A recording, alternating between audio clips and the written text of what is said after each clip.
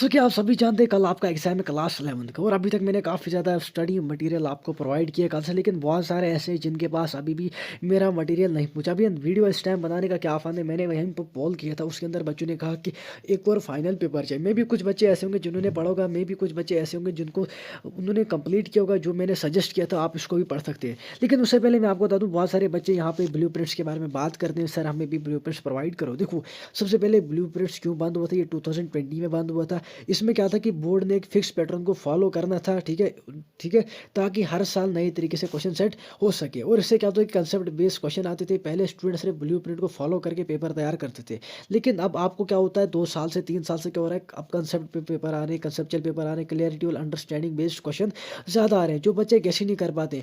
जो हमें लगता है काफ़ी ज़्यादा इंपॉर्टेंट क्वेश्चन, ये क्वेश्चन हर साल आता है, ये आएगा ही आएगा, ये आएगा आएगा, लेकिन वो क्वेश्चन आता ही नहीं। ऐसे भी क्वेश्चन होते हैं जो इतने ज़्यादा डिफिकल्ट होते हैं, हमें 1 घंटा लगता है याद करने में, लेकिन वो क्वेश्चन आता ही नहीं है। फिर उसके बाद हमारे पास 2020 के बाद न्यू एजुकेशन पॉलिसी आई, जिसमें क्या हो गया कि आपको यहाँ पे कंसेप्चुअल लर्निंग को प्रमोट किया गया, कंसेप्चुअल क्वेश्चन आने लगे जिसमें फिक्स्ड ब्लूप्रिंट कोई रोल नहीं रहा। तो अब क्या करना है आपको, प्रीवियस ईयर क्वेश्चन पेपर देखोगे तो वहाँ से भी कुछ नहीं होता है। वेटेज एनालिसिस करो, देखो वेटेज एनालिसिस यहाँ पे मेन मुद्दा है। क्यों है कि अगर कोई चैप्टर 5 मार्क्स का, इट मीन्स दैट कि आप पे प्रेडिक्ट या एक्सपेक्ट कर सकते हैं, यहाँ से एक 3 मार्क्स का क्वेश्चन पूछे जाता है, यहाँ से एक तो 2 मार्क्स का क्वेश्चन पूछा जा सकता है, या तो फिर 5 मार्क्स का क्वेश्चन पूछे जा सकता है। इस तरीके से कुछ हो सकता है। लेकिन चलो खैर जो भी था, हम यहाँ पे डिस्कस करेंगे कुछ क्वेश्चन। मे बी ये कुछ क्वेश्चन ऐसे फाइनल पेपर में आपको सजेस्ट करूँ, इंशाल्लाह यहाँ से भी कुछ ना कुछ आएगा। देखो अप्रोक्सीमेटली अभी तक मैंने आपको 4 पीडीएफ शेयर किए, इट मीन्स दैट 100 क्वेश्चन के अलावा मैंने आपको 15 से 25 क्वेश्चन, आपको 1 मार्क्स 2 मार्क्स, ये हो गए 125 क्वेश्चन। 125 क्वेश्चन को छोड़ के मैंने आपको यहाँ पे लगभग 20 टॉपिक्स पर क्वेश्चन बोले हैं। बताओ आपको इनमें से कितने आते हैं और जितने नहीं आते उनको पढ़ो। इट मीन्स दैट कि मैंने आपको 150 क्वेश्चन सजेस्ट किए हैं। अब देखो जितना मुझसे हो सकता है, मेरा काम है स्टडी मटेरियल प्रोवाइड करना। अगर आपको किसी क्वेश्चन में कंसेप्ट नहीं है, कंसेप्ट प्रोवाइड करना, मैं वो कर सकता हूँ।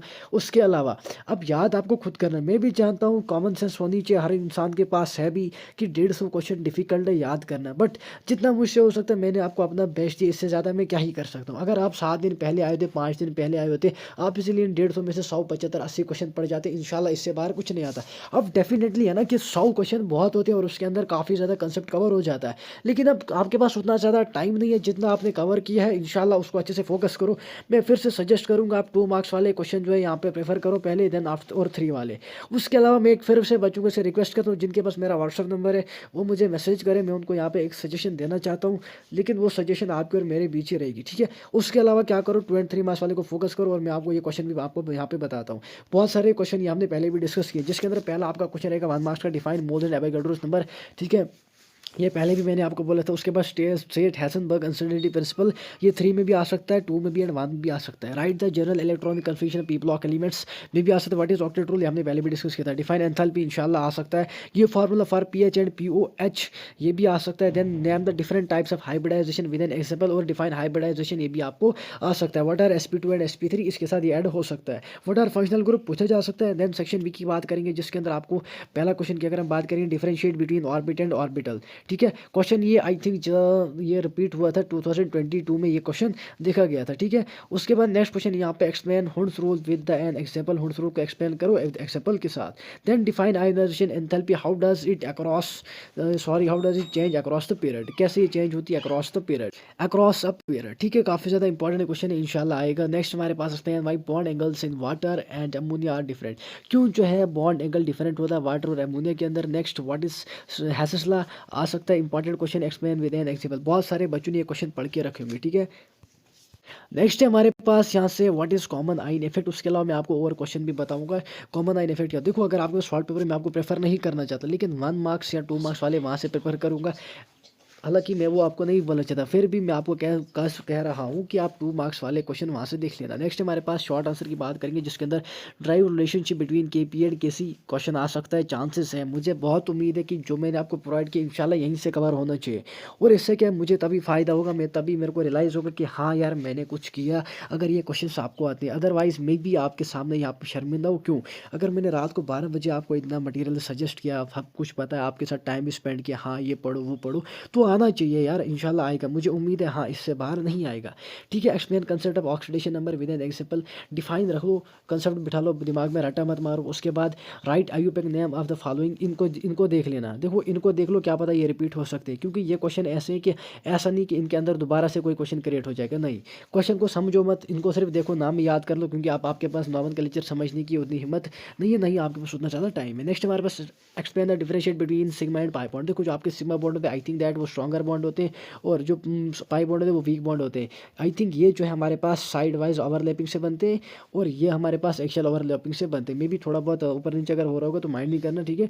Next, drive the ideal gas equation P = nRT, question आएगा, उम्मीद है मुझे, इंशाल्लाह आएगा, बिल्कुल मिस नहीं करना।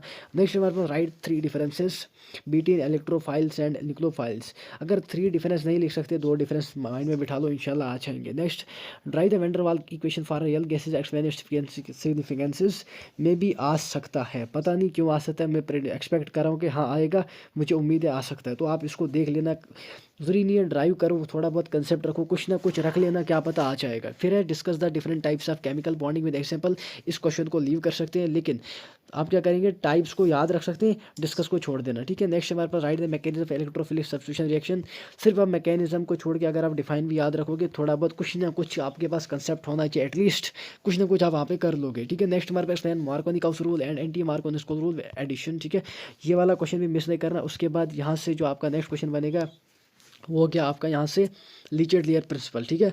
उसके बाद तो न्यूमेरिकल्स की अगर हम बात करें, न्यूमेरिकल्स को अगर आप छोड़ोगे भी 3 मार्क्स का न्यूमेरिकल पूछा जाता है, कोई बात नहीं, इसके पीछे क्यों आप अपना टाइम वेस्ट करोगे। लेकिन अगर कोई चाहता है न्यूमेरिकल करना, देखो न्यूमेरिकल आपका 25th year calculate the empirical formula of a compound containing 40% sulphur and 60% oxygen.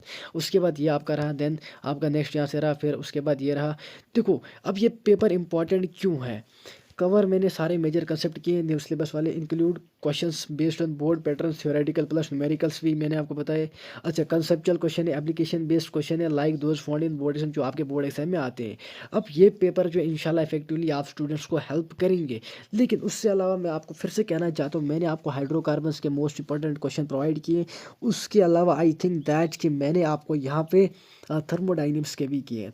तो बहुत सारे बच्चे ऑर्गेनिक के लिए भी मैसेज करते हैं, मैं उन्हें ऑर्गेनिक भी प्रोवाइड करता हूँ, देखो सब कुछ प्रोवाइड किया। गलती आपकी यही है और मेरी भी गलती है कि मैंने यहाँ पे थोड़ा सा लेट स्टार्ट किया आपको सजेस्ट करना, और उसके अलावा गलती आपकी ये है कि आप अगर जितना अर्ली आप मेरे पास आ जाते, इंशाल्लाह आपको यहाँ पे अच्छे से अच्छे मार्क्स आ जाते। क्योंकि जब सारा सिलेबस कवर करते, ऑब्वियसली बात है यहाँ पे आपको कुछ रहता नहीं, तो आप कैसे यहाँ पे कोई काम स्कोर कर सकते। बट अगर कुछ नहीं पास, अगर आप 50 60 100 70 80 मार्क्स नहीं ला सकते, बट पास करके आ जाना इंशाल्लाह काफ़ी, मुझे उम्मीद है आ जाएगा। उसके बाद इंशाल्लाह आप बच्चे आ जाएंगे, व्हाट्सएप नंबर आप सभी के पास है, मुझे पेपर सेंड कर लेना, हम उसको अच्छे से एनालाइज करेंगे, और मैं भी देखूंगा क्या आया क्या नहीं। और बाकी अपने लिए दुआ करो, नमाज़ पढ़ो, अल्लाह ताला देने वाले, और मैं भी आपके लिए दुआ करता हूँ कि इंशाल्लाह आपको कुछ ना कुछ यहाँ से आना चाहिए।